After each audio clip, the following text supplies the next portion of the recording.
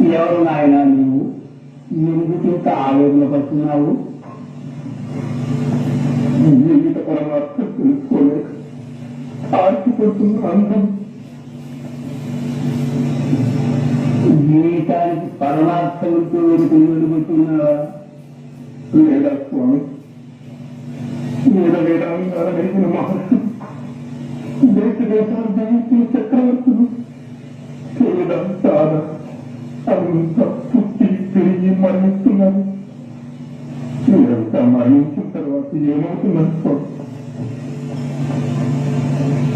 ఇవాళ లోకమంతా ఈ శరీరంతో జీవించి సుఖించాలని తాపత్రయపడుతుంటే మరణించిన తర్వాత ఏమవుతారనే విచారం నీకెందుకు? ఆ విచారం వదలుకో.